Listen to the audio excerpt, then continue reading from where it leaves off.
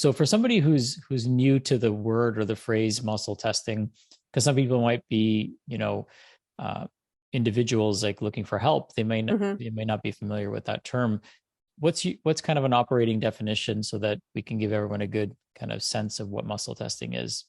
I think keeping it simple is the best. And muscle testing is a really non-invasive way of using a reflex, i.e., an arm, a leg, a finger, to give the body to analyze systems, organs, areas of the body, areas of life, right? For essentially what brings it strength, like i.e., gives it energy, or what makes it weak, like sort of taking our energy away, or eliminating that life force, I guess is a good way of looking at that. So keeping it very simple. So with muscle testing, it there's a strategic way to ask a question. So maybe you could describe the process. So let's say I come into you, I've got an underlying issue, and I fill out a form. I'm assuming that I would fill out a form, and then we would review that. At what point would you introduce muscle testing, and what would that be like for me? So for me, and remind me if this is a video recording, because then I know whether I can. Yeah, so this is video Yeah. and it could be Yeah, audio. great. Okay, perfect. So I talk with my hands, but B, then I can actually kind of do a little demonstration. So for us, muscle testing comes right off the bat. It is what we do. So there is no like I do another thing and then sometimes I do muscle testing. It's really the primary. And for those that don't know, I had a bricks and mortar practice for several years, from 2011 through last November, and then closed the bricks and mortar and have been working virtually ever since. So those who come to me now are pretty well set up for this is what I do. Just at this point, A, with our marketing, which is really on point, and B, word of mouth. It's people kind of know what they're getting into at that point, and they have very little explaining to do. In person, I think you it's the kind of, you can't believe it until you feel it. Hmm. It's not even a seeing thing, right? Because people could look at that like you're holding an arm locked and then it unlocks, and well, couldn't anybody do that, right?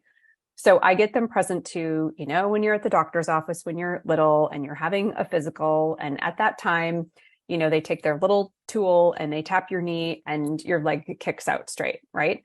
Yeah. Okay, what does that have to do with muscle testing? Well, that little action is asking the body to create a response. So if your leg didn't automatically kick out straight, your doctor would start scratching his or her head to say, there's something not working properly here. And then they would dive into their set of, research and treatment options to determine what that next step might be. So with muscle testing, we could actually I can set this back a little bit here. So in person, we teach and train with what we call a lock muscle.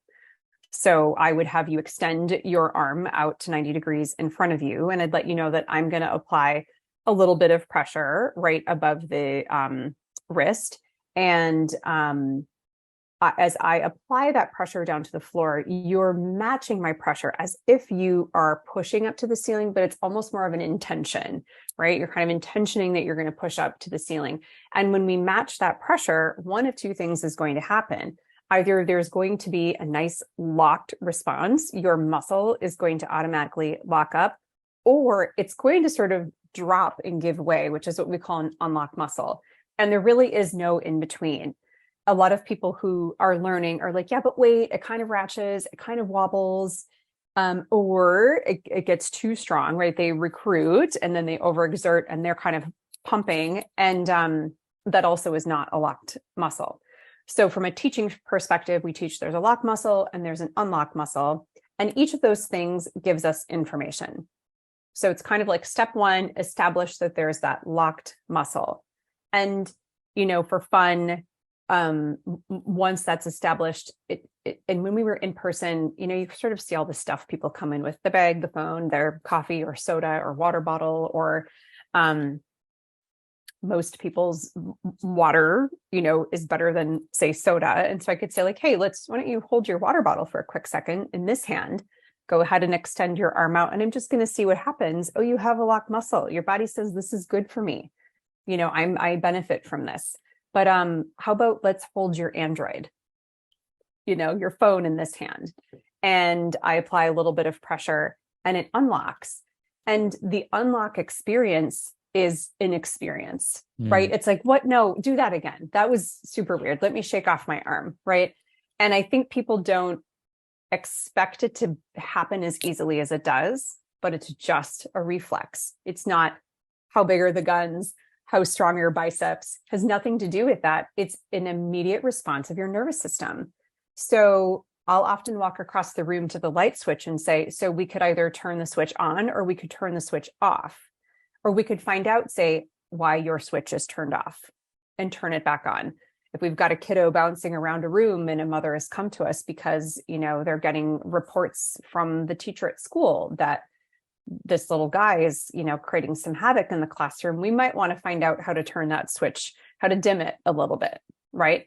So with muscle testing, we can really dive into so many realms. We can dive into the physical or the structural. We can dive into the emotional or energetic. We can dive into the world of toxins and impurities. We can dive into the world of why bugs that, should kind of coexist happily within our microbiome are turning pathogenic or infectious, if you will, by asking questions with muscle testing.